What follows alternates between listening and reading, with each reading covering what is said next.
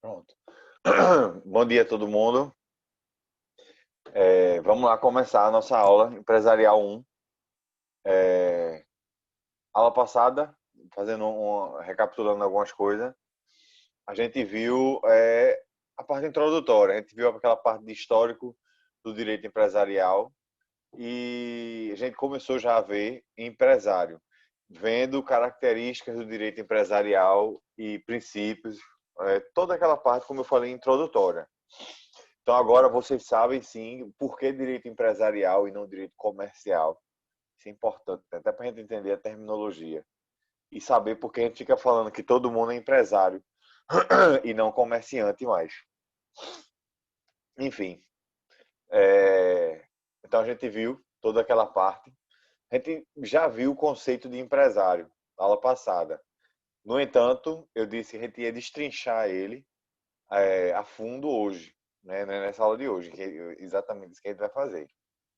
Então, aproveitando o gancho, vamos começar vendo justamente esse conceito de empresário. Esse conceito está no Código Civil, no artigo 966. Código Civil, né, que veio em 2002, mudando aí a teoria do direito comercial, que mudou, foi para a teoria da empresa, e agora, logicamente, é direito empresarial, instituindo a, o conceito de empresário. Eu até comentei com vocês assim que normalmente a lei, né, a norma, ela não define. Ela, ela chega dizendo e pronto. Quem define as coisas, né, o conceito e etc, é a doutrina. Só que em algumas vezes a lei pega e define um termo, um instituto, enfim. E aqui é o caso. A lei define o que vem a ser empresário, porque assim, tem alguns motivos. Um deles é porque houve essa transição. Então, para que não haja confusão sobre o que viria a ser empresário, né? Aí a lei pega e define. E, de certa forma, essa definição também veio para trazer consigo, de forma bem evidente, a teoria da empresa. Né? Tipo assim, ó, é essa teoria que a gente está aplicando agora e pronto. Então, vamos a ela. Quem tiver aí código, podem ver o artigo 966 do Código Civil. Eu vou ler aqui e aí a gente comenta os, é, os requisitos e etc. Então vamos lá. 966 Código Civil. Considera-se empresário quem exerce profissionalmente atividade econômica organizada para a produção ou circulação de bens ou de serviços. Tá aí. Deixa eu destrinchar com vocês todos os elementos que tem nessa definição. Que essa definição já traz requisitos e elementos que, para você ser considerado empresário, você tem que preencher. Então, aqui está dizendo: considera-se empresário quem exerce profissionalmente um elemento, atividade econômica organizada para a produção ou circulação de bens e serviços.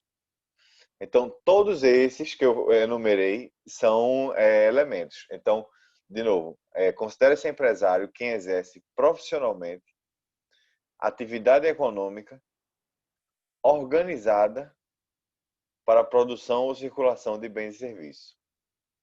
Então, vamos agora pegar cada um desses itens e destrinchar aí para que a gente domine todos eles. A parte do profissionalmente. O que é que quer dizer esse termo profissionalmente nessa definição? Rapidinho, deixa eu fechar o microfone aqui. Enfim, o que é que quer dizer esse termo? Ah, esse termo tem a ver com habitualidade. É aquela história. Imagina eu tenho um carro para vender, ou melhor, eu tenho um celular para vender. Eu quero trocar meu celular e eu quero me desfazer do antigo. Aí eu vou, anuncio, falo, negocio com o interessado, a gente estabelece preço, ele vai paga o dinheiro e eu dou o celular. Pronto. Isso fez de mim um empresário? A resposta é não. Por quê? Porque é preciso ter habitualidade naquela situação, naquela atividade. Então, esse profissionalmente indica essa habitualidade. Beleza. Aí depois a gente tem quem exerce, empresário quem exerce profissionalmente atividade econômica. Quando é que uma atividade ela seria econômica, né? O que quer dizer esse termo, atividade econômica? Isso daí está ligado ao intuito lucrativo. Então, o empresário, para ele ser considerado como tal, ele precisa exercer uma atividade objetivando o lucro. Então, o intuito dele tem que ser o lucro. Aí você diz, então é só o empresário que busca lucro? Eu digo, não mesmo. A gente vai ver na aula de hoje até algumas atividades que não são consideradas empresariais. Ou seja, você vai exercer a atividade e você não vai ser empresário. E você vai buscar o lucro, né? Por exemplo, médico, engenheiro, professor, tudo é atividade intelectual. Você vai ver, a gente vai estudar isso já, né? Hoje mesmo. E todo mundo aqui busca o lucro. O médico, quando ele faz a consulta, quando ele cobra, ele quer lucrar. O professor, quando dá a aula, ele também quer lucrar, né, com o pagamento.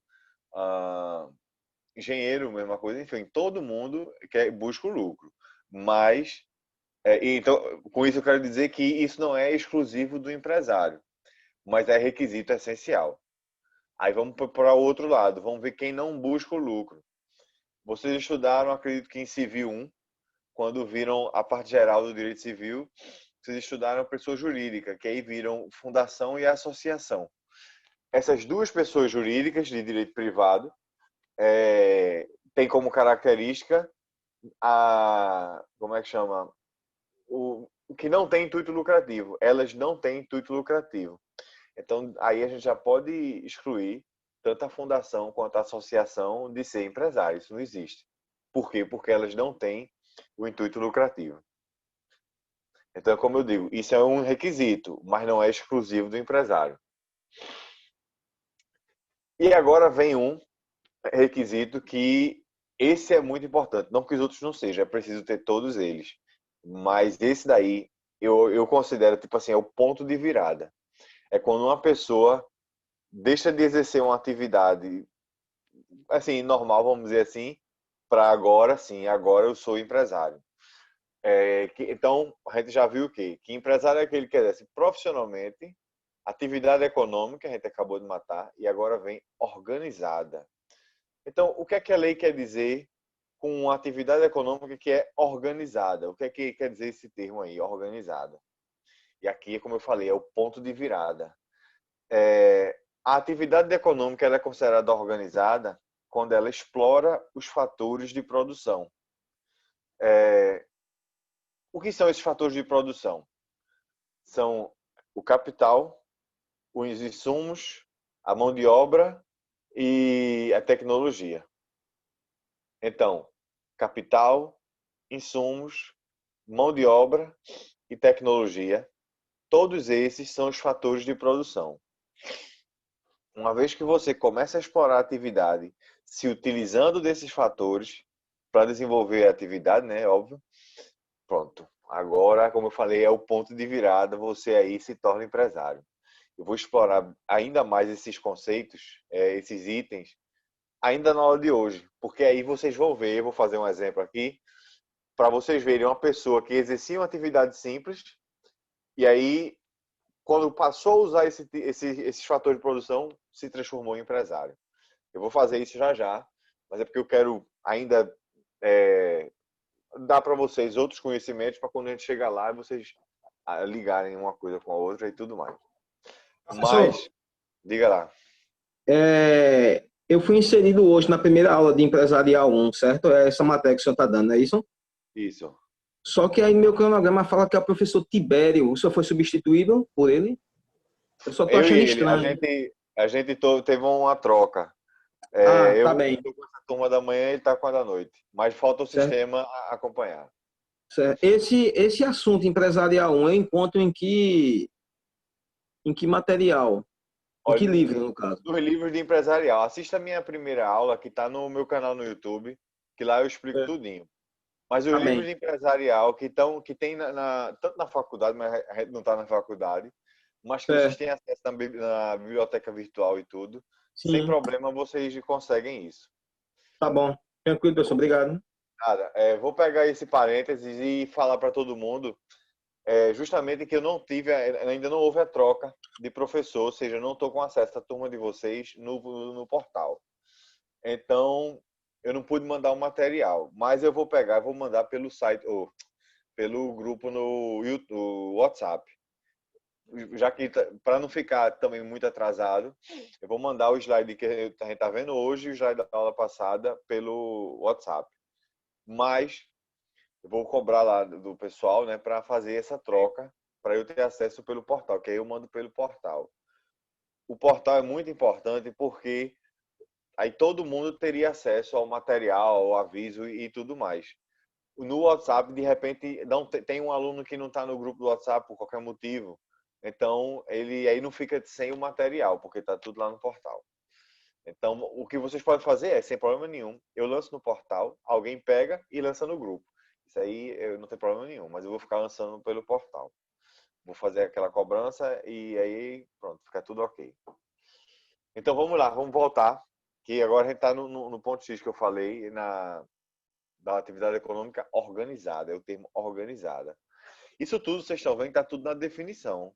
Ou seja, a lei já aponta os requisitos todinhos que tem que ser preenchidos para você ser considerado empresário. Né? Você tem que ser profissionalmente, ter a habitualidade, a atividade econômica, tem que buscar o lucro e ser organizada, né? Explorar os fatores de produção.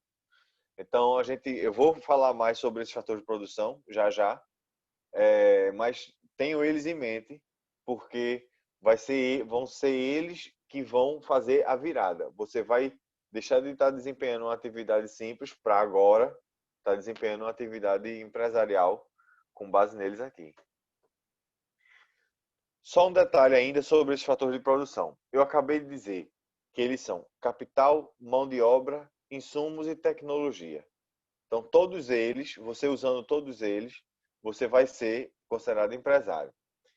No entanto, né, com a modernização das coisas, com a evolução da sociedade e tudo mais, o preenchimento de todos esses fatores de produção está sendo relativizado, vamos dizer assim. O que eu quero dizer com isso? É que nem sempre é preciso você preencher todos esses fatores de produção para que aí você seja considerado empresário. Por exemplo, um exemplo bem fácil de visualizar. Imagina eu quero vender perfume. Aí eu conheço um canal para me fornecer o perfume e tal, mas eu não quero ter muito custo. O que é que eu faço? Eu abro um site na internet e fico apresentando meu produto lá. Só que eu tenho um quarto vazio em casa, eu fico guardando os perfumes lá e todo mundo compra pela internet, né? Faz a compra lá, paga, não sei o quê. Quando eu recebo o pagamento, eu pego, embalo os perfumes e envio para o comprador. Pronto, tá aí. Eu sozinho estou fazendo isso, minha empresa está na internet, eu estou exercendo de forma profissionalmente a atividade e a pergunta é, eu não tenho mão de obra. E aí, você é empresário? A resposta é sim.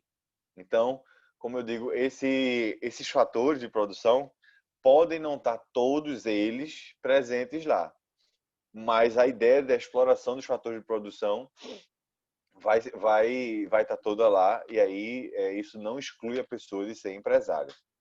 Então, esse foi um exemplo bem prático e bem visível. Eu acho que vocês sabem de empresas grandes que não tem loja, é só um armazém. Puf, não tem nada. E ela está presente de forma virtual. Beleza, então não tem mão de obra. É esse ponto que eu quero chegar. Beleza. E só para que vocês não fiquem pensando que tecnologia, quando eu falo tecnologia, é só informática, computação, não. Você usar um trator numa fazenda é tecnologia, entendeu? Uma caixa registradora é tecnologia. Então, a tecnologia não está exclusiva só para utilização de informática e internet também. Vamos. O último requisito, mas aí é bem evidente, isso aí não tem nem o que dizer, é a produção ou circulação de bens e serviços. Então, se eu exerço profissionalmente uma atividade econômica organizada, ela é para quê? Ou eu vou produzir bens, ou eu vou prestar serviço. Pronto. Fazendo qualquer um desses dois, eu vou ser considerado empresário, juntando todos os outros requisitos, entendeu? Esse também é outro ponto importante. Não adianta preencher todos e faltar um, por exemplo. Não, aí você não vai ser empresário. Eu dei o exemplo aqui da fundação, por exemplo. A fundação ela pode exercer atividade de forma né, profissionalmente, quer dizer, com habitualidade. Ela, como é que chama? Ela pode se utilizar dos fatores de produção para prestar serviço, mas não tem intuito lucrativo. Então, morreu o boi. Entendeu? Então, é preciso preencher todos esses requisitos. Ah, e quando eu falo, quando eu incluo a produção produção de bens e produção e circulação de bens e serviços, eu aí não estou excluindo nenhuma atividade. E esse é um contraponto, né? A gente está contrariando a teoria que tinha antes, que era a teoria dos atos de comércio. Na teoria dos atos de comércio, a gente tinha as atividades específicas do empresário, que aí, você exercendo aquelas atividades, você era considerado empresário. Agora não tem limitação nenhuma. E se você pense assim nas atividades que existem por aí, ou você vai prestar serviço, ou você vai fazer bens circularem, né? Então, isso indica que todas as atividades estão incluídas, sim, na possibilidade de atividade empresarial. Ou seja, todo mundo pode se tornar empresário. Obviamente, a gente vai ver exceções já já de atividades que não são consideradas empresários, mas aí já é a exceção. A regra é que todas as atividades elas podem eventualmente ser consideradas atividades empresarial. Elas podem ser consideradas empresa. Lembre-se que eu falei aula passada que empresa é a atividade. Então, a gente vai ver hoje o elemento de empresa, então é o elemento da atividade. Enfim, isso é só para relembrar, entendeu? Para juntar uma coisa com a outra. Já que vocês sabem quem é empresário, né, o conceito de empresário, deixa eu fazer uma distinção entre empresário individual e sociedade empresária. De cara, eu já digo o seguinte: quando a lei usa o termo empresário, ele está indicando tanto o empresário individual quanto a sociedade empresária. Esse termo empresário, na lei, ele engloba os dois. Então, é lógico que a gente, quando está lendo, a gente lê a palavra empresário, a gente pensa só na pessoa, né? A gente pensa num homem, numa mulher, enfim, numa pessoa sendo empresário. Mas não, a lei indica aqui tanto a pessoa quanto a sociedade, que aí são várias pessoas. Mas agora deixa eu fazer uma distinção breve do que é cada um, para que aí vocês tenham essa noção dos elementos de cada um, enfim, da responsabilidade de cada um, isso é importante só. Que aí, no final do semestre, a gente vai estudar mais sociedade. Primeiro, empresário individual, o nome meio que já está entregando também. O empresário individual é, aí sim, a pessoa física, né? A pessoa física que exerce a atividade empresarial. E ela exerce em seu próprio nome. Então, se eu fosse empresário individual, César, eu estaria exercendo a atividade. E quem é que estaria contratando? Eu, no meu nome, né? Eu, pessoalmente. Esse aí é o empresário individual. Aí deixa eu fazer um pulo. Agora, sociedade, não. Sociedade, vocês estudaram, lógico que vocês estudaram a fundo sociedade, que a gente vai ver isso esse semestre que vem também. Mas vocês sabem que sociedade é composta por sócios, então tem mais de uma pessoa. Estou falando assim porque tudo pessoas. Mas enfim, mais de uma pessoa. Recentemente, e aí vem uma inovação legislativa que teve aqui no Brasil, até que enfim, recentemente ficou possível uma sociedade de um sócio só. Então, agora sim é possível ter a sociedade unipessoal. Mas isso aí a gente vai falar mais depois.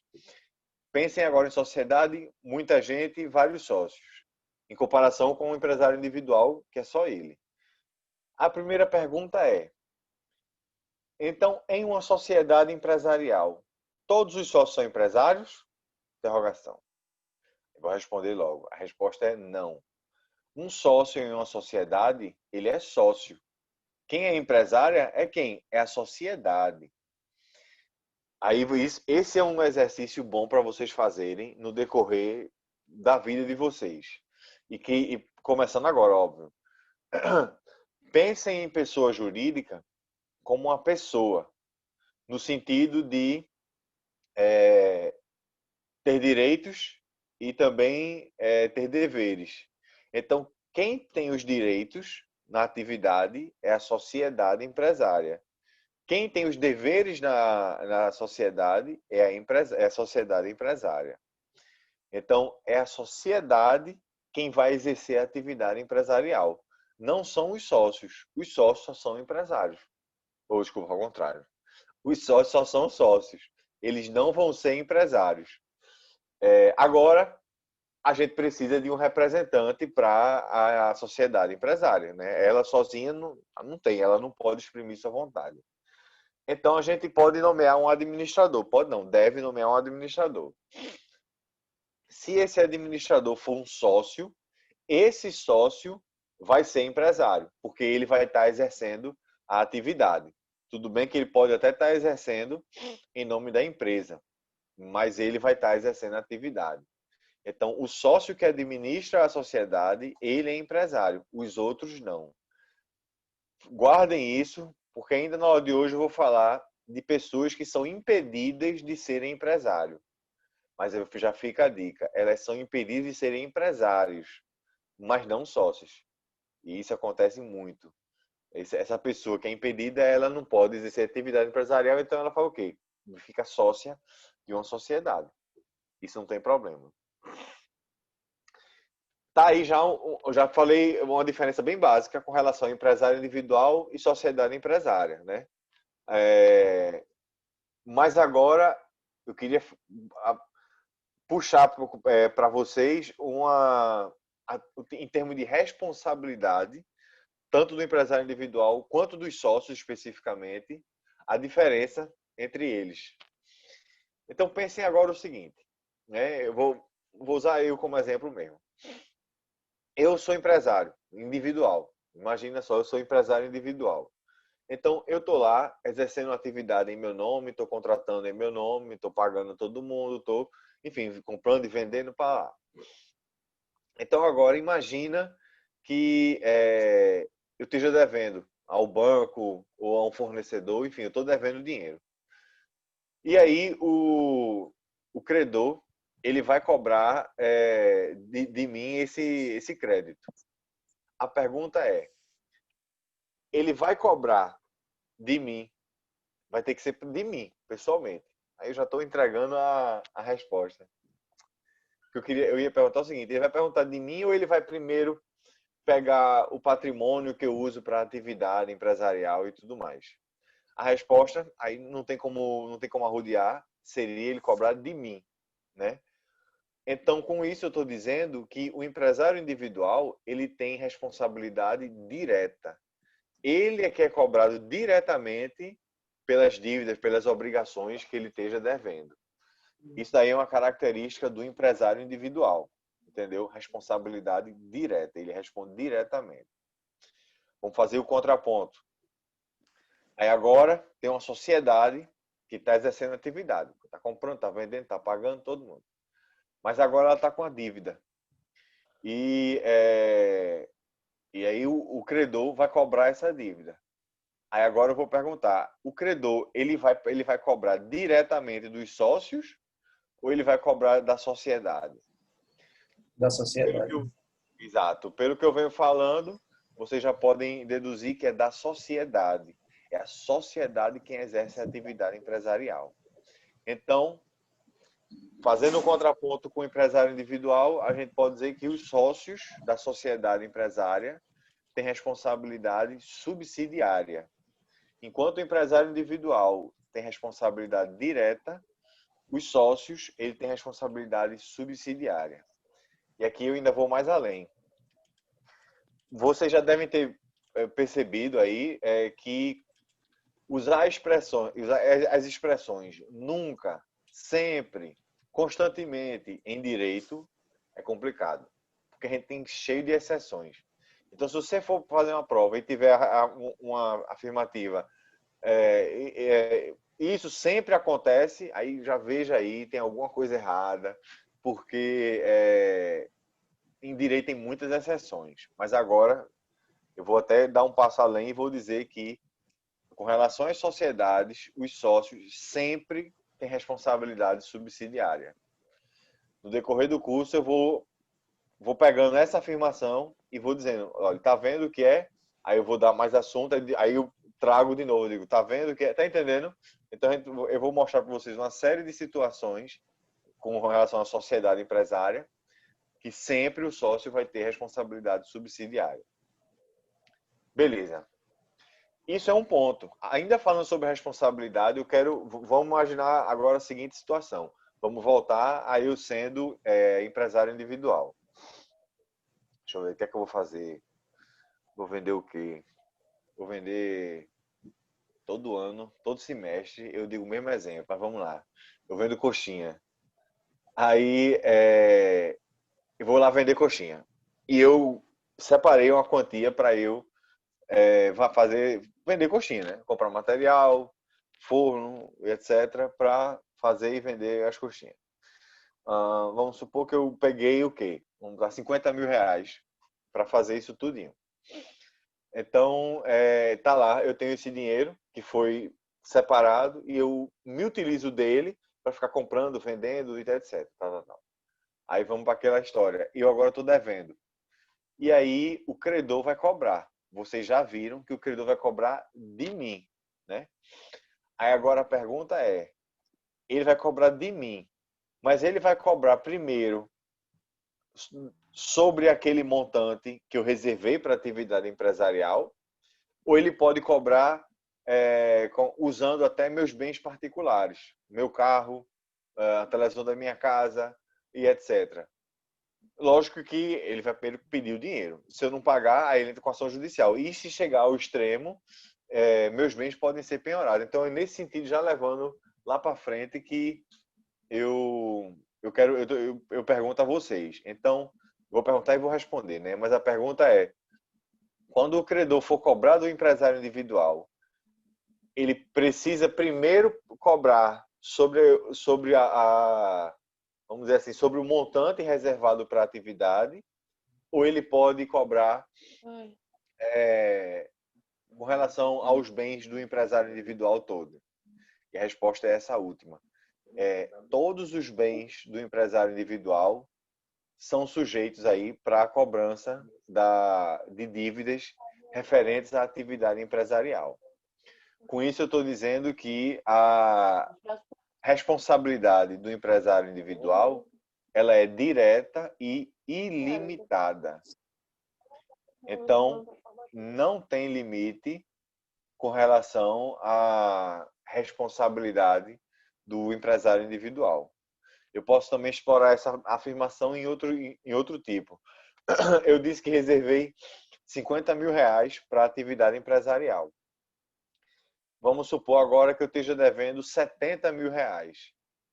Aí, vamos dizer que o credor cobrou, eu usei todos os 50 mil reais que eu tinha reservado para a atividade, eu usei para pagar ele.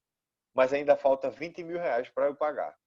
Aí a pergunta é, o credor vai poder cobrar de mim sobre meus bens e tudo mais, ou ele vai ter que ficar no prejuízo? E a resposta é que ele vai poder cobrar de mim, sim. Por quê? Porque minha responsabilidade é ilimitada. Além de ser direta, já cobra de mim direto, ela é ilimitada. Ela não se limita a qualquer quantia. Se é dívida da atividade, enfim, isso aí não importa. Então, vocês também estão vendo com isso que o empresário individual ele tem um risco enorme, né? No final das contas, é isso. Mas agora vamos contrapor com a sociedade. Então a sociedade está lá exercendo atividade, tal, e agora está devendo. Mas ainda de chegar na parte da cobrança, antes de chegar na parte da cobrança, vamos pensar o seguinte: na sociedade, já que a sociedade vai vender coxinha também, vai ser meu concorrente, é, ela reservou 100 mil reais para atividade empresarial. Um barulho aqui. Ela reservou lá 100 mil reais para atividade empresarial. E aí vocês já sabem que os sócios não vão ser cobrados disso de forma direta, né? Vão ser de forma subsidiária, mas vamos chegar lá. Agora a pergunta é, quando o credor for cobrar, ele vai cobrar da sociedade dos sócios, eu já disse que é da sociedade. Então ele vai se utilizar desses 100 mil reais que foi destinado para a atividade. Vamos supor que a dívida é 120 mil reais. Aí agora vem a dúvida. Ele vai cobrar da sociedade e vai pegar todo o dinheiro da sociedade. No entanto, vai sobrar ainda o quê? 20 mil reais. E aí vem a pergunta que interessa. O credor, ele vai poder cobrar dos sócios esses 20 mil reais ou ele vai ficar no prejuízo? E a resposta é o velho depende. Por quê? Porque existe sociedade cuja responsabilidade dos sócios é ilimitada. Mas também existem sociedades cuja responsabilidade do sócio ela é limitada. Então, a resposta que eu poderia dizer é: enquanto no empresário individual a responsabilidade é direta e ilimitada, para a sociedade empresária a responsabilidade do sócio ela é subsidiária e pode ser limitada. Pode ser por quê? Porque vai depender do contrato social e do tipo de sociedade. Então, isso vai ser objeto de estudo para o final do semestre e semestre para que vem. Mas é já importante ter essa noção. Por exemplo, a sociedade limitada, né? A LTDA, o nome já está dizendo, a responsabilidade dos sócios, ela é limitada. Ou seja, vamos usar essa sociedade como exemplo. A gente tem uma sociedade limitada de coxinha. Então, os três que estão aqui vamos dizer nós três aqui. Tem eu, Diego e Débora. Nós três, estão aqui na minha tela. A gente é sócio. A gente tem uma sociedade para vender coxinha. A gente, entre nós, juntamos 100 mil reais, formamos uma sociedade e está lá. Então, é aquela velha história. Então, a gente está devendo 120. Quem é que vai cobrar? Ou quem que vai pagar? A sociedade. Vai pagar os 100 mil reais todinho. Mas ainda faltam 20. Já que a gente é sociedade limitada, o credor vai poder cobrar da gente como sócio? E a resposta é não. Se o capital tiver todo integralizado, ou seja, se todo mundo já tiver pago sua contribuição para a sociedade, nós três aqui, pronto, a gente está com a responsabilidade limitada ao capital social. Então, o credor não vai poder cobrar da gente. E aí vocês perguntam, ele vai ficar no prejuízo? Vai. É isso que acontece. Ele só vai poder atacar o patrimônio da gente se a gente tiver feito algum ilícito, alguma coisa ilegal, e aí vai poder haver a desconsideração da pessoa jurídica. Mas isso aí é assunto para mais, não é nem aula de hoje, para outra aula. Não se incomodem. A moral da história que eu quero passar para vocês é que a responsabilidade dos sócios ela é subsidiária e pode ser limitada. Em contrapartida, a responsabilidade do empresário individual ela é direta e ilimitada. Beleza. Então vou pegar o gancho, já que eu falei tanto de responsabilidade, sócio, empresário, aquela coisa toda, e vou falar de uma figura nova. Nova porque, se a gente for ver o tempo de existência dessa figura, desse instituto, não é tanto tempo assim. É a Eireli. Então, Eireli, não sei se vocês já ouviram falar desse termozinho. Eireli é a empresa individual de responsabilidade limitada. Eireli. De novo, é a empresa individual de responsabilidade limitada. Isso é alergia, viu? Não é doença, não. Enfim, o que é que quer dizer isso? O que foi acontecer? Por que é que eu estou dizendo que ela é recente, que ela é nova? Porque a Eireli, ela foi criada em 2011. E aqui eu vou fazer um parênteses.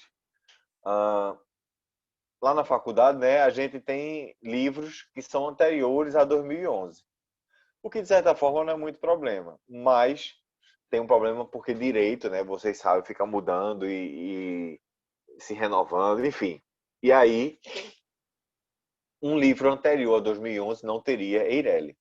Então, se vocês forem estudar direito empresarial em um livro anterior a 2011, na verdade eu pegaria um livro de 2012 para lá, porque em 2011 a edição é de 2010 e por aí vai. Então, se for anterior a 2011, o livro não vai ter Eireli. É só esse parênteses aqui que eu estou falando. Então, beleza. Aí sim, o que é Eireli? A Eireli é uma pessoa jurídica que agora sim tem um sócio só. Outro parênteses aqui. Eu disse no começo da aula que agora existe sociedade de um sócio só. E pode agora ter. Mas isso foi criado agora, em 2019. Também foi espirrar. Saúde. Enfim, foi criado agora, em 2019. Até 2019, não podia ter uma sociedade com um sócio só. Você podia ter a Eireli, mas sociedade não. Então, eu acabei de dizer que a Eireli ela é uma pessoa jurídica. E de fato é. Se vocês se lembrarem, as pessoas jurídicas de direito privado são quem? Vejam lá depois no Código Civil para ver a enumeração. Eu não vou falar em ordem, mas está lá. Vou começar com sociedade, fundação, associação, partido político, entidade religiosa e Eireli. Então, de novo, sociedade, fundação, associação, partido político, entidade religiosa e Eireli. Então, Eireli é uma pessoa jurídica de direito privado. Mas uma pergunta que foi feita quando a Eireli foi criada foi a seguinte: então, a Eireli é uma sociedade unipessoal? É uma sociedade que tem um sócio só? Ou a Eireli é um empresário individual que tem um patrimônio separado do patrimônio pessoal do empresário, né? Da pessoa do empresário? E a resposta é nem uma coisa nem outra. Eireli é Eireli, no sentido que Eireli é uma pessoa jurídica sozinha. Se Eireli fosse um empresário individual, ela não estaria no rol de pessoa jurídica de direito privado. E se Eireli fosse sociedade, ela não estava incluída em uma outra denominação. Ela estaria incluída lá no começo, no meio de sociedade. Então, Eireli é Eireli, porque Eireli é uma pessoa jurídica sozinha. E quais são as características da Eireli? A primeira é essa, ela é de um sócio só. Então, você sozinho, você pode formar uma Eireli. E qual é o grande benefício? Que grande descoberta foi essa com a Eireli? Eu estava falando de responsabilidade do empresário individual. E aí eu disse que ele tem responsabilidade direta e ilimitada. Então, vocês estão vendo que é um risco danado, né? Ninguém vai querer ser empresário individual. Se puder, né, obviamente, você vai escolher outra coisa. Porque você vai dizer, meu irmão, eu vou estar sujeitando todo o meu patrimônio. Como eu falei, minha casa, meu carro, tudo. Bem de família é outra história. Mas tudo meu vai estar sujeito a pagar dívida. É um risco muito grande. Aí veio a Eireli, finalmente, e disse, não, você pode constituir essa pessoa jurídica.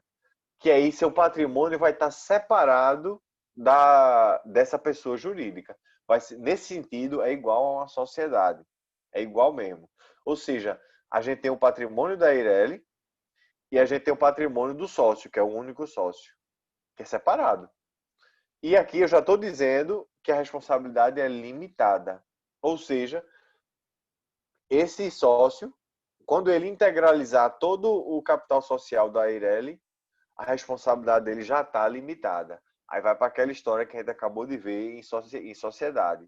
Se a Eireli estiver devendo 120 mil reais, o credor vai cobrar os 120 mil reais da Eireli.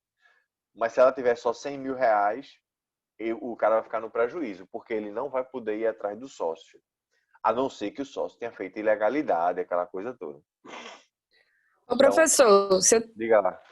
Desculpa, se eu tiver uma empresa individual há anos, eu posso passar para a Eireli? Eu tenho essa possibilidade de transição? Em termos de você ser empresário individual? Sim, eu sendo uma empresária individual há muitos anos. Aí, diante dessa nova linha de conhecimento, do que já pode ser adotado, eu posso fazer essa transcrição de uma entidade para outra, né? De uma situação para outra? Pode, sem problema nenhum. Isso é chamado transformação. Isso acontece entre as sociedades também. Você sai de empresário individual, se transforma em Eireli. Você sai de sociedade limitada e se transforma em sociedade anônima. A mesma empresa. Isso não tem problema. É como eu falei, é a transformação. Agora, tem um problema assim, é a consequência. Nessa pergunta, você falou, eu já era empresário individual antes, aí me transformei em Eireli. Não tem problema nenhum. Mas você só, vamos usar assim, é uma linha do tempo. Eu era empresário individual daqui até aqui. Aí eu me transformei em Eireli e fui para frente. Então, nesse período inicial, você, no caso, né, qualquer pessoa vai responder como empresário individual. Você só vai responder Eireli da hora em que você fizer a transformação para o futuro. E isso não retroage, é isso que eu estou querendo dizer. Mas pode sim, é lógico, eu aconselho, inclusive, a fazer essa transição para que aí, pelo menos para as obrigações futuras, você não precisa responder com o patrimônio todo e etc. Para fazer isso, lógico que precisa fazer contrato social, aquela coisa toda, mas vá na junta comercial. Se quiser até mais detalhes, vá lá na junta comercial. O site da junta ajuda um bocado e eles exploram isso aí tudinho. A gente vai tratar sobre a junta comercial, acredito que já a aula que vem, mas não se avestem. O que eu ia falar? Sim, falando sobre Eireli ainda. Eu acabei de falar da responsabilidade, né? Eu disse que a responsabilidade do sócio da Eireli, nesse caso aí, já é limitada e se assemelha bastante à responsabilidade do sócio na sociedade, de forma geral. Mas aí a Eireli tem algumas características. A lei, né, instituiu algumas características específicas aí para a Eireli. Por exemplo, e aí fica a dica para a madame aí que fez a pergunta, para você constituir uma Eireli, você tem que ter um capital social mínimo de 100 salários mínimos. Atualmente, vamos supor que o salário mínimo seja R$1.000, está em 1.000 e alguma coisa, mas vamos arredondar para R$1.000. Então você teria que ter um capital social mínimo de R$100.000, né? Trocando em miúdos. Essa é uma exigência que a lei faz para você constituir uma Eireli. Outra coisa que a lei exige é o seguinte: eu, César, sou empresário individual e agora quero constituir a Eireli. Eu tenho os R$100.000, os 100 salários mínimos para pagar. Beleza, aí eu constituí, estou vendendo coxinha. O negócio está bombando, estou vendendo muito, não sei o quê, mas agora eu quero diversificar. Eu quero vender computador. Aí eu quero abrir uma outra Eireli para vender computador. E eu não vou poder. Por quê? Porque em meu nome eu só vou poder ter uma Eireli cadastrada. Isso aí é uma restrição que a lei faz também. Ou seja, em seu próprio nome, você só pode ter uma Eireli. E agora eu vou falar de uma modificação que aconteceu recentemente também, em termos de entendimento legal até. Vocês sabem que a interpretação da lei, a lei pode não mudar, mas a interpretação muda e aí o direito sai evoluindo e tudo mais. Então, era um ponto pacífico, pode-se dizer, que só pessoa física podia constituir Eireli. Então, só eu, você, enfim, só pessoa física é que pode instituir a Eireli, né? Constituir, etc. Aí mudou esse entendimento. E agora passou-se a permitir pessoa jurídica constituir Eireli. Ou seja, eu tenho uma sociedade. Essa sociedade pode ser a única sócia de um Eireli. Então, vamos botar a Eireli aqui assim. Então, a sociedade, ela é que é a única sócia. Não precisa ser mais uma pessoa física. É a sociedade. Aí vocês vão ficar endoidando. Meu irmão, pessoa jurídica dentro de pessoa jurídica? Isso é muito comum, por sinal. Nada impede, isso aí não é nem novidade, ao contrário, isso aí, quando nasceu o Instituto da Sociedade, isso veio junto.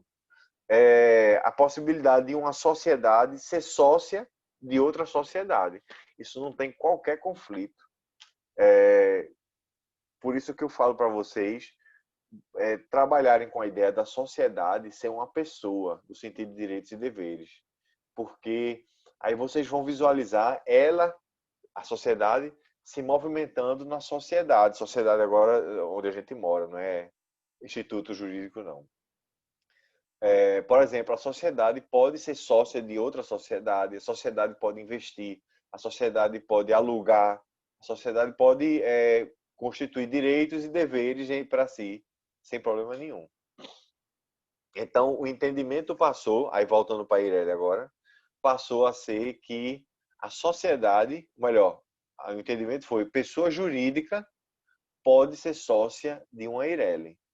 E nesse ponto aí pode ser até além de sociedade, né? Mas, enfim. Então, esse foi o entendimento mais recente mesmo, que foi estabelecido. Porque antes tinha uma confusão da bexiga. Eu ainda podia polemizar mais um pouquinho com esse entendimento, mas não. Dá para Professor, vocês... só uma dúvida. Diga lá. A Eireli, no caso, pode ter filial? Pode. Porque a filial não é uma outra pessoa jurídica. Ela vamos dizer assim, ela faz parte da mesma pessoa jurídica. Ela não é outra sociedade, é isso que eu quero dizer. Ou uma outra Eireli. Ela como é que chama? Um todo. Mas eu gostei da pergunta. Porque também eu vejo alguns probleminhas, mas eu vou ser fiel ao que eu falei e digo que pode sim. Se eu ver algum impedimento depois, não se preocupe, eu vou lá e digo, se lembra que eu falei que podia? Pode não. Mas gostei. Professor, Diga lá. não é mais fácil ter uma sociedade individual do que um Eireli, não? Aí é onde está a crítica que eu estava guardando para o final. Você já adiantou. Não, é o seguinte. Exatamente é isso que está acontecendo agora. Agora, primeiro, rapidinho, deixa eu dar um passo atrás. Então, a Eireli, ela veio para solucionar essa vulnerabilidade do empresário individual. Ou seja, eu falei, né, da responsabilidade direta e ilimitada. Aí, ninguém vai querer ser empresário individual. Aí não, agora você tem Eireli. Aí tem um problema com a Eireli também. É esse sem salário mínimo, para você, né, ter o capital social.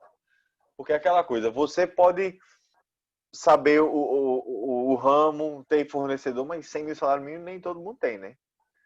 Esse foi um dos motivos pelos quais até passou a ser permitida a pessoa jurídica ser sócia da Eireli. Porque uma pessoa só ter 100 mil reais, às vezes é complicado.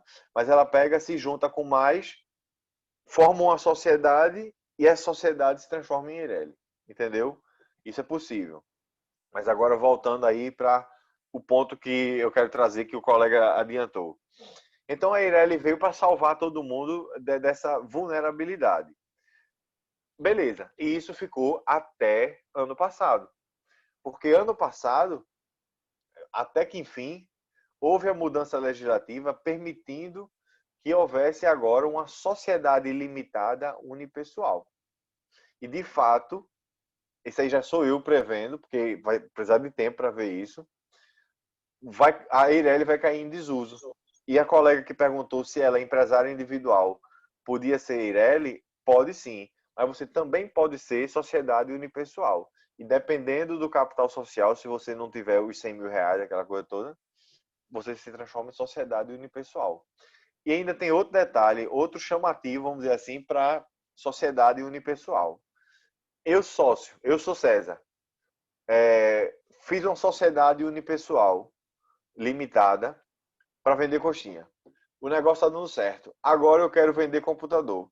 Aí eu faço outra sociedade unipessoal, eu como sócio também, para vender computador. Eu posso fazer isso sem problema nenhum. A Ireli, eu acabei de dizer que não. Para a sociedade não tem essa limitação. Por essas e outras, eu acho que vai terminar a Ireli ficando mais em desuso. E não é que ela vai desaparecer, mas vai ficar em desuso e a sociedade unipessoal vai passar a ser mais utilizada. Então, essa é a Ô, lógica. professor, Diga lá. então quer dizer que eu tenho 3 opções. Eu tenho o empresário individual, tenho o Eireli e tenho essa sociedade unipessoal agora, isso é? Isso. Isso. Isso com um sócio só, né? Porque se você Com um tiver sócio só, isso. mais sócio, você pode ser sociedade também, ou outro tipo de sociedade. Mas é isso aí. E quais são as privações? E quais são as privações da sociedade unipessoal? Porque tudo tem seus prós e seus contras. Aí quais Não, seriam os olha, contras da unipessoal? aí é que tá. Não tem muito, não. Não é que eu quero dizer que é só maravilha, não. Mas a gente vai estudar sociedade mais no final do semestre, e vocês vão estudar mais ainda semestre que vem. Mas vocês vão ver que a sociedade, em termos de atuação, não tem restrição. A sociedade pode desempenhar qualquer atividade empresarial, né? Isso aí não tem restrição. Então vamos focar no sócio. Já que a gente pode desempenhar qualquer atividade, o sócio tem alguma restrição? Aí eu digo também não. Porque essa sociedade, mesmo tendo de um sócio só, ela é igual a qualquer outra com mais de um. Aí pronto. A gente vai estudar ainda hoje alguns impedimentos, algumas pessoas que estão excluídas de ser sócia, de ser empresária e tal. Mas isso não é exclusivo da sociedade empresária, não, isso é de forma geral. Então, todos os impedimentos, todas as regras gerais se aplicam para todo mundo. Então, eu não posso dizer que tem uma regra específica aqui para a sociedade pessoal que não pode. Não, não tem isso. Não tem. Então, é até benefício. Só um parênteses aqui. Existem, em termos de tipo de sociedade empresária, eu vou falar aqui, mas não precisa nem anotar isso, porque a gente vai estudar isso depois, bem depois, no final do semestre. Existe a sociedade em nome coletivo, comandita simples, sociedade limitada, sociedade anônima e comandita por ações. Esses são os tipos de sociedade empresarial que a gente tem aqui no Brasil. 98, vou ser até bondoso, vou dizer menos, 98% das sociedades que existem no Brasil são limitadas. É a LTDA. A gente tem um bocado de sociedade anônima, mas essas outras, aí é desuso mesmo. O que eu quero dizer com isso? É que as sociedades são muito utilizadas no Brasil. E eu ainda friso o seguinte, isso eu vou explorar de novo, mas no final do semestre. Porque eu não quero adiantar tanto, porque é preciso eu dar mais algumas coisas para que vocês unam o conhecimento e entendam tudo que eu vou falar. Mas esses tipos de sociedade que eu acabei de falar, incluindo a sociedade limitada, ela não é exclusiva para atividade empresarial. Então, eu posso ser médico, fazer uma sociedade com meus outros colegas médicos e essa sociedade ser limitada. E a atividade não é empresarial. Engenheiro, mesma coisa. Psicólogo, mesma coisa. Enfim, e por aí vai. Então, por isso que a sociedade limitada ela é muito utilizada no Brasil. Porque ela consegue limitar a responsabilidade e você consegue desempenhar a atividade sem problema nenhum. Então, é isso aí. De novo, lógico, tudo tem seu ônus e seus bônus, mas nesse ponto aí, você perguntou qual é o lado negativo de ser uma sociedade. É aquela coisa, você pode ter a personalidade desconsiderada, aquela coisa, mas isso é um risco que também é inerente a qualquer tipo de coisa, independente de ser sociedade, IRL, etc. Então pensem aí direitinho quando vocês forem fazer seus negócios, e a sociedade unipessoal não é uma má, não. De jeito nenhum. Enfim, mas aí cada caso é um caso, você precisa analisar o caso concreto. Enfim, eu falei um bocado agora de atividade empresarial, lógico, e falei da diferença entre Eireli, empresário individual, e a gente já colocou aí, que foi bom, o debate sobre a sociedade unipessoal. A sociedade unipessoal limitada, o que ainda é melhor, né? Porque é uma sociedade limitada. Mas agora, eu também fiquei falando um bocado de pessoas que estão excluídas de serem empresário. Aí eu fico falando aqui médico, engenheiro, não sei o quê, e esse pessoal não é empresário, não? Aí é esse o tópico de agora. E só respondendo de forma bem direta não. Quem exerce atividade intelectual não é considerado empresário, né? A lei fala quem exerce atividade intelectual, artística, científica e literária não é considerado empresário. Então, todo mundo que exerce a sua atividade dentro desses ramos não vai ser considerado empresário. Essa é a regra geral. Isso aí, como eu falei, é quem não vai ser empresário. Mas aí, existe outra pessoa jurídica, uma pessoa jurídica agora, que a lei também já exclui ela de ser empresária. É a cooperativa, eu não vou nem fazer suspense. A cooperativa, ela não exerce atividade empresarial. Aí por quê? A resposta é bem objetiva, é porque a lei proíbe. A lei diz expressamente que a cooperativa é uma sociedade simples. E ela vai ser sempre sociedade simples. Aí vocês vão dizer, mas e se ela exercer atividade, se ela exercer profissionalmente atividade econômica organizada? Ela vai ser sociedade simples? Eu digo, vai. Porque a lei especificamente trata disso e diz que a cooperativa é sociedade simples. Aí deixa eu fazer uma comparação. Porque, pelo conceito de empresário, vocês veem que não importa o que a pessoa faz. Importa é como ela faz. Ou seja, como ela exerce a atividade. Se ela exerce a atividade profissionalmente, né, atividade econômica, se a atividade é de forma organizada, então a pessoa vai ser empresária. É o como, não o que. Mas a exceção é a cooperativa, que não importa como, ela vai ser sempre empresária. Ou, desculpa, ao contrário, vai ser sempre simples. Mas aí vem o outro lado da moeda. Se por um lado tem uma sociedade que sempre vai ser simples, o outro lado da moeda é que também tem uma sociedade que vai ser sempre empresária. E essa sociedade são as sociedades por ações. O exemplo máximo que a gente tem é a sociedade anônima. A sociedade anônima vai ser sempre uma sociedade empresária. Por quê? Porque a lei diz, mesmo que ela não exerça atividade, não exerça profissionalmente atividade econômica organizada, se for uma sociedade anônima, ela vai ser empresária. Então, essas duas aí são as exceções, porque a lei já determina. A cooperativa vai ser simples e a sociedade anônima vai ser sempre empresária. Beleza. Eu enumerei aqui o seguinte, que não são considerados empresários o profissional liberal, que é quem exerce aquela atividade intelectual, né? Advogado, professor, como é que chama? Engenheiro e por aí vai. A sociedade simples, é óbvio, a sociedade simples já não é empresária, isso aí é até não dá, entendeu?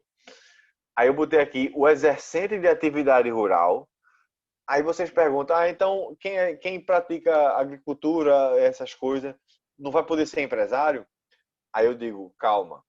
O que eu quero dizer é, quem exerce atividade rural não vai ser empresário. Mas a lei concedeu uma faculdade, ou seja, um direito para essas pessoas de serem empresárias. Então, o que é preciso para elas serem empresárias? Elas precisam se registrar na junta comercial. Só basta isso. Então, se eu pratico uma atividade rural e eu quero ser empresário, eu vou na junta comercial e me inscrevo. E se eu não me inscrever, aí eu não vou ser empresário. Simples assim. Então, com relação a quem exerce atividade rural, a lei concedeu uma faculdade, né? Se a pessoa quiser ser empresária, ela se registra na junta, seja como empresário individual, seja como sociedade, seja como Eireli, enfim, ela se registra lá E aí ela vai ser empresária. Mas e se eu não quiser ser empresário? Eu digo, então eu não vou na junta comercial e não me registro. É sempre assim mesmo. E por último aqui é a cooperativa, que eu acabei de explicar.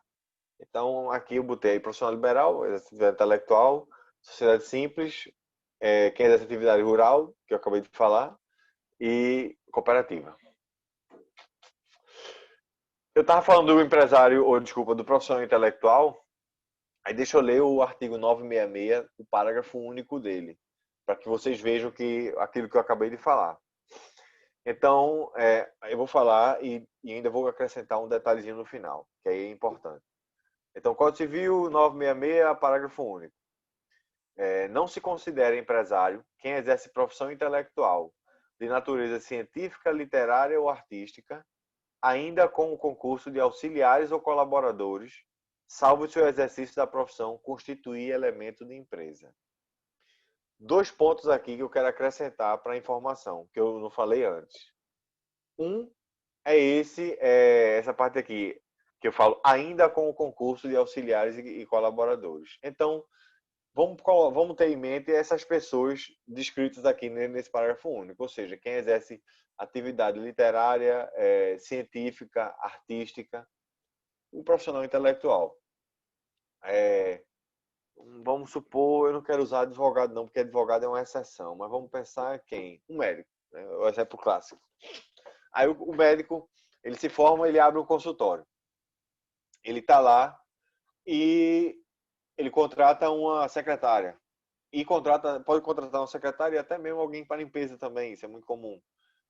Aí pronto, aí agora, mesmo ele exercendo atividade intelectual, ele tem mão de obra, não sei o que, ele vai ser empresário. A resposta é não. Porque o próprio, como é que chama? A própria lei permite que ele contrate colaboradores e auxiliares e ainda assim permaneça como profissional intelectual. Então, o fato dele ter contratado uma colaboradora, né, falei secretária, alguém para limpeza, esse tipo de coisa, não torna ele imediatamente como um empresário. Estou falando do médico. Aí agora vou alongar o exemplo para que vocês vejam a transição.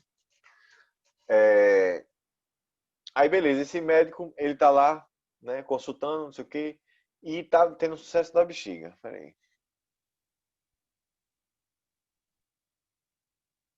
Deixa eu ler aqui que perguntaram um negócio. Eu vou abrir aqui o negócio.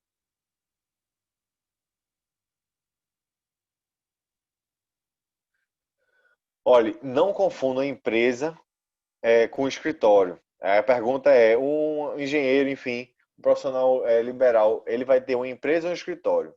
Empresa é atividade, não é local. Isso é um exercício importante para vocês fazerem. Então, a resposta é, ele vai ter um escritório, entendeu? Ele vai ter um local lá que ele vai exercer atividade.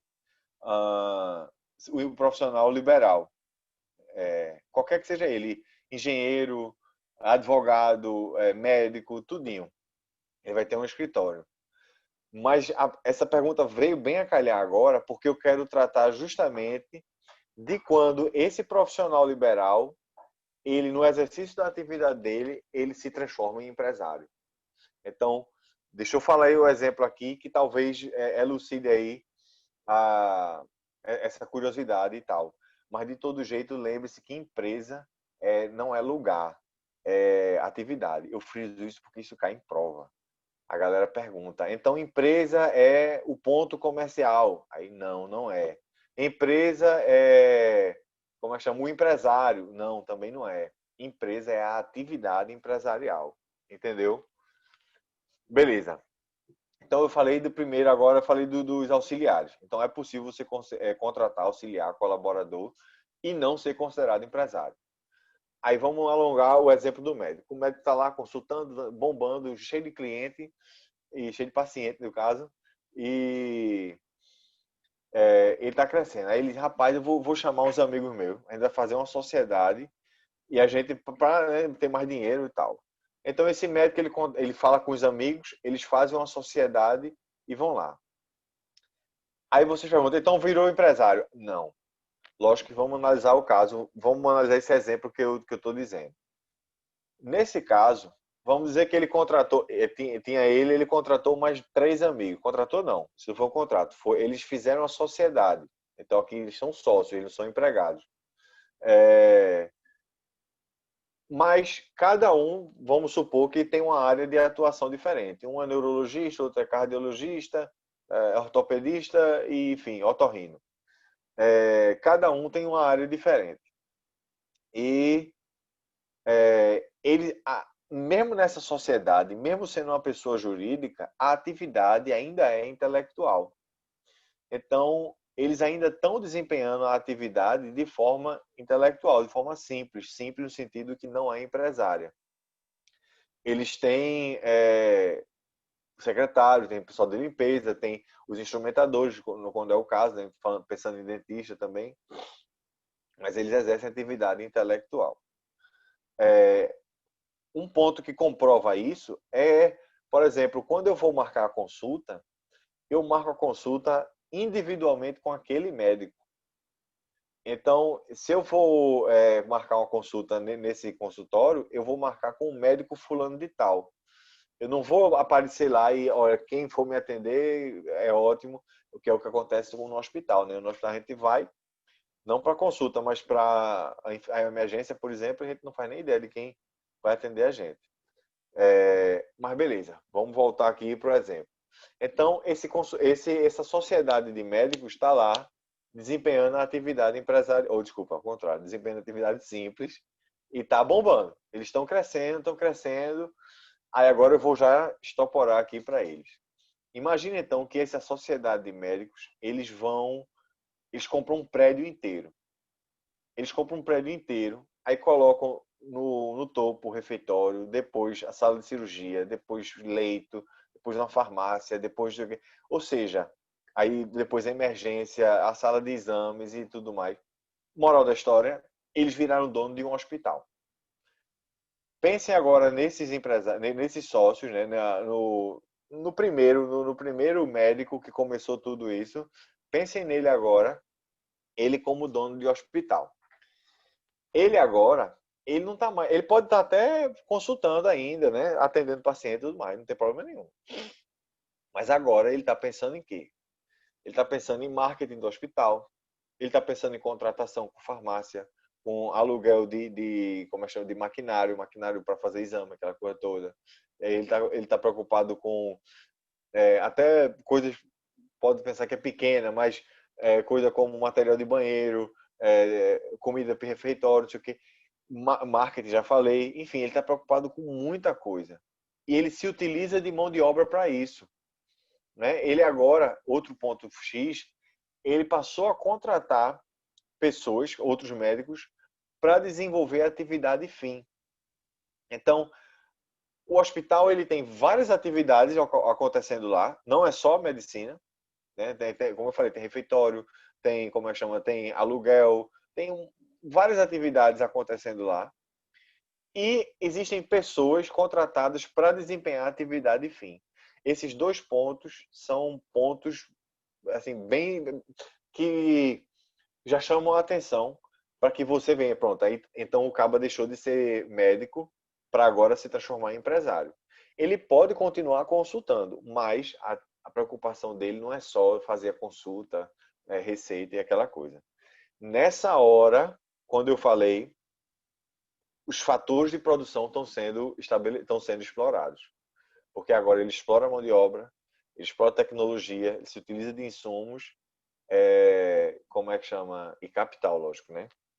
Então, todos os fatores de produção estão sendo explorados. E aí passa a haver a presença do elemento de empresa. O elemento de empresa é justamente aquela atividade econômica organizada. Por isso que eu frisei lá no conceito que esse organizada indica o ponto de virada. Porque quando a gente vê a exploração dos fatores de produção, a gente diz, pronto, ele agora é empresário. Ele deixou de ser somente médico, né? Ou seja, profissional liberal, para agora ele ser empresário. É isso que acontece. E eu falei um termo, elemento de empresa. E é esse termo que a lei diz. A lei usa muito esse termo, elemento de empresa. A doutrina fala que é a mesma coisa de empresarialidade. É o mesmo termo.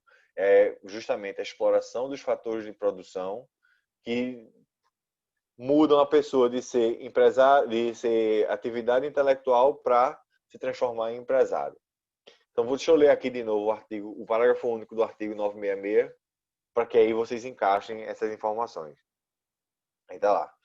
Não se considera empresário quem exerce profissão intelectual de natureza científica, literária ou artística, ainda com o concurso de auxiliares ou colaboradores, beleza? Aí agora aqui, salvo se o exercício da profissão constituir elemento de empresa. Então, se você, na sua atividade, constitui elemento de empresa, você se transforma em empresário, mesmo que sua atividade seja intelectual. Essa é a moral da história.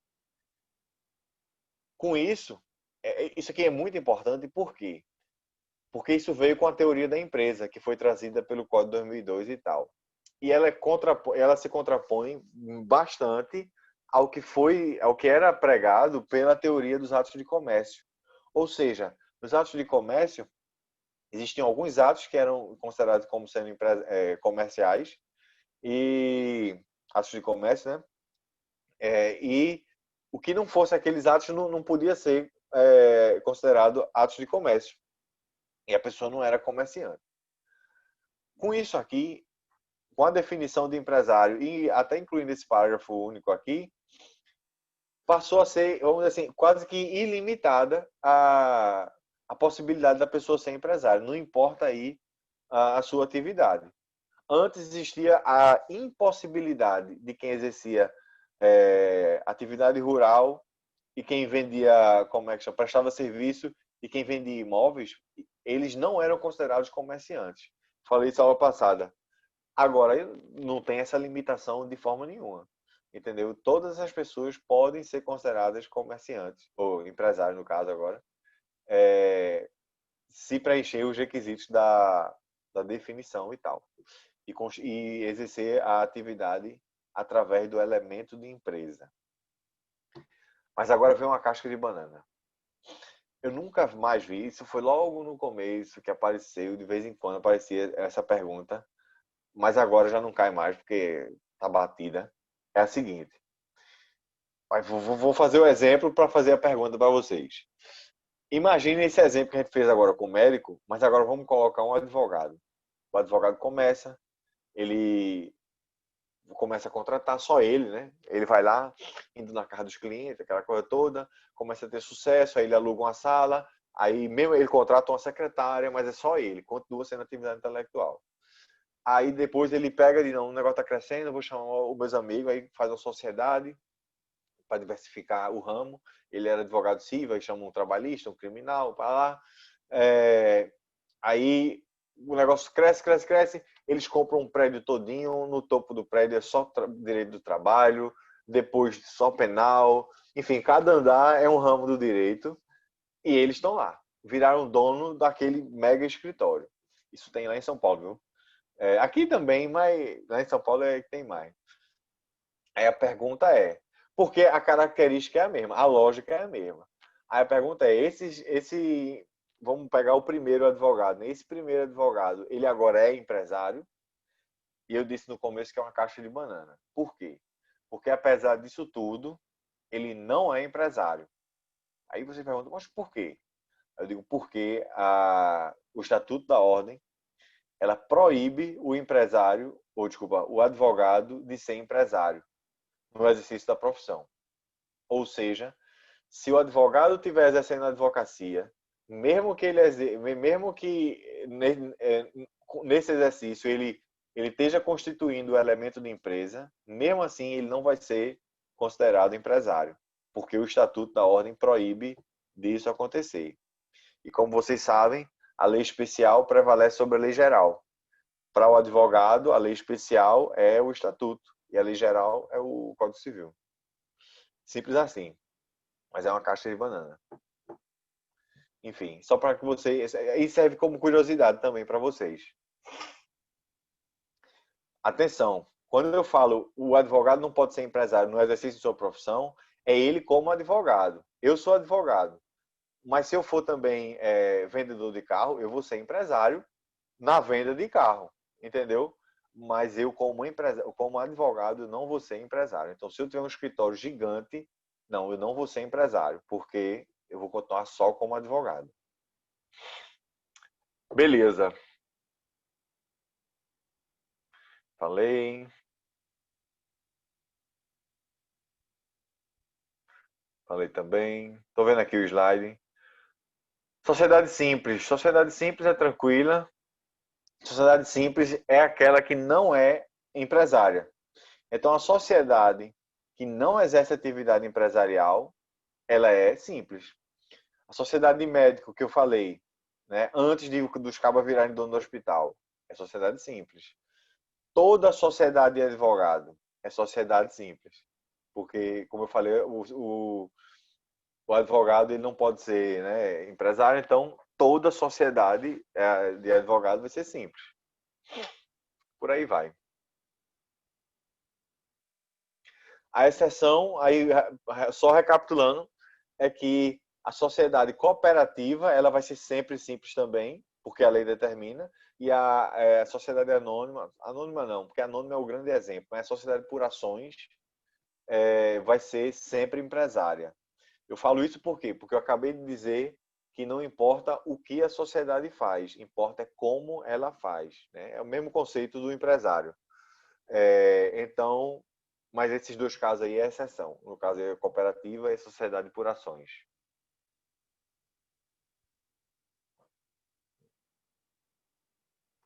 Falei, acabou falando negócio de advogado. Quem exerce atividade rural, já falei também, é que tem a faculdade para você se inscrever. Eu vou ler aqui o artigo 971 do Código Civil, né?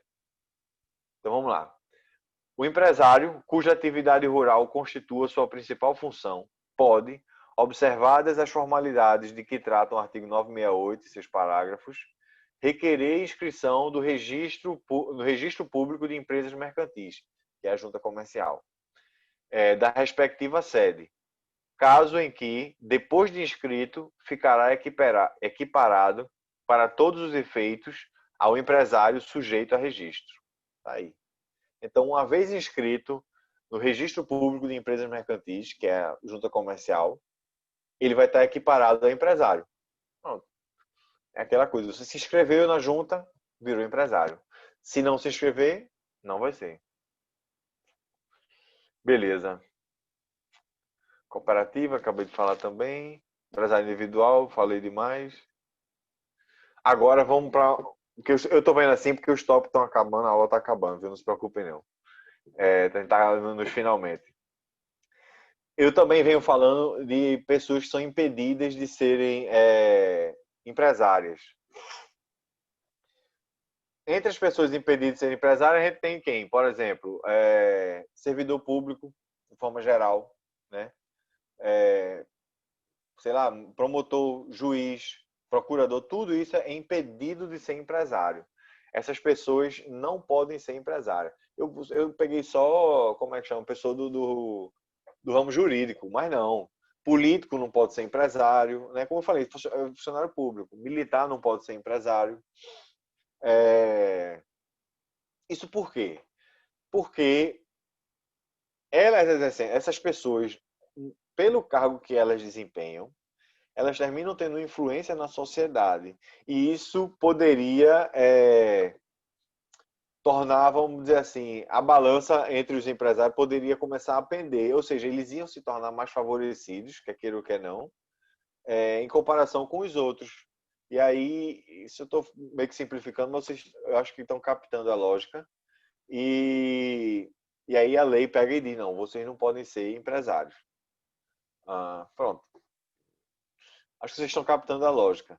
Imagine, por exemplo, um juiz. Eu não estou falando mal do juiz, não. Eu estou pegando ele como exemplo só. Mas um juiz ele vai ser empresário. Aí ele está lá sendo empresário e aí ele vai negociar com o fornecedor. Aí ele pega e diz, olha, eu quero pagar tanto. o juiz fala, eu quero pagar tanto. Aí o fornecedor, não, isso é muito barato, eu cobro mais. Aí ele, não, eu vou pagar só isso. Aí você recaptaram a mensagem, né? Mas isso, eu usei os vídeos como exemplo, mas isso serve para todos esses cargos, né? O servidor público, de forma geral, ele tem esse prestígio na sociedade, na sociedade não, ele tem esse prestígio que pode pender a balança aí na atividade empresarial. Então, vendo isso, a lei pega e diz, não, vocês não podem ser empresários. Até mesmo com interesse próprio. Se eu for funcionário público e eu ver uma situação que me favoreça, eu posso ou pegar leve ou pegar pesado só para prejudicar o caba ou beneficiar, e aí de tabela isso iria me favorecer. Então vocês também têm até um conflito de interesse também. Enfim. Então, já falei, isso aí, então esses funcionários, servidores públicos não podem ser empresários. No Ô, entanto, professor, diga aí, rapidinho, só para fechar o raciocínio. eu acho que era isso, então. Entanto, eles podem ser sócios. Era isso mesmo que eu ia Era perguntar. isso, E é isso onde está o ponto X. Eles não podem ser empresários. Então, eles podem ser sócios. Agora, eles não podem ser administradores da sociedade. Beleza. É o que eu falei antes, porque o administrador ele é empresário. Mas ele é sócio. Isso acontece muito, viu? Isso acontece muito. Eu não preciso nem enumerar. Todas essas pessoas que não podem ser empresários, eles são sócios sociedade. Isso não tem problema nenhum. Mas ele pode ser o sócio majoritário? Veja só, vocês vão estudar posteriormente, nesse semestre, mas esse conceito de sócio majoritário. Sócio majoritário, a gente pode simplificar e dizer que é quem tem a maioria das cotas. Mas o sócio controlador é aquele que tem a maioria das cotas e vamos dizer assim, e usa essa maioria para influenciar na sociedade, porque obviamente na votação da sociedade, das deliberações, não é o voto 1, 2 por sócio, não, é pela quantidade de cotas. Então, se eu tenho mais cotas, meu voto vale mais. Então, se eu uso essas minhas cotas em maioria para influenciar a sociedade, de certa forma, para administrar ela, então eu sou sócio controlador, sócio majoritário nesse sentido. Então, o fato de eu ter muitas cotas, de início, não impede, ou melhor, não é um impedimento de eu ser funcionário público também. E ao contrário, né? O fato de eu ser funcionário público não impede que eu tenha muitas cotas. De início, não. Isso pode ser analisado no caso concreto para saber se, aquele cara ali, ele é promotor. Ele tem a maioria das cotas daquela sociedade. E ele fica dizendo o que é para todo mundo fazer e deixar de fazer. Então, ele não pode. Das duas, uma. Ou ele tem que deixar de fazer isso, né? Deixar de ter tanta cota, de ser empresário, no final das contas, ou ele deixa de ser promotor. Né? Das duas, uma. Então, de forma mais objetiva, é isso. O sócio majoritário, não, por si só, não retiraria a possibilidade dessas figuras aí de serem sócios, ou de serem sócios, isso mesmo. Mas aproveitando, já que eu falei dessa parte aí, usando o promotor, ele lá sendo empresário, vou explorar aqui uma outra coisa, que isso aí até cai em prova, para alertar logo a vocês. Então imagina, eu sou promotor. Eu, promotor, sou sócio de uma sociedade. Aí é direito meu, de cada sócio, eu ir lá fiscalizar a sociedade, olhar os livros, não sei o que, não tem problema nenhum. Aí eu fui lá. De repente, eu estou lá no balcão, olhando o livro contábil, né, aquela corretora, e chega um fornecedor. Como estava só eu lá, aí o fornecedor começa a conversar comigo para tratar de um contrato. Aí eu negocio com ele e assino o contrato. Nessa hora, eu estou atuando como administrador, né? Ou seja, eu, promotor, estou fazendo uma coisa que eu não era para eu fazer, né? Mas eu fiz. Eu assinei o contrato e pronto.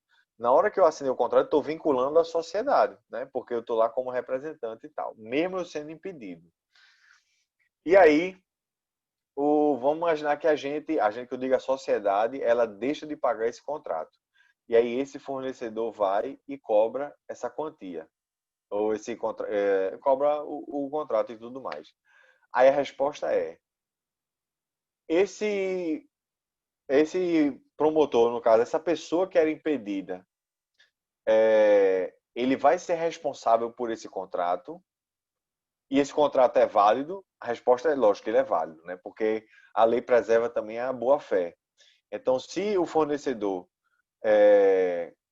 agiu de boa-fé, então ele não pode ser penalizado porque eu peguei e assinei um contrato quando, na verdade, eu não deveria.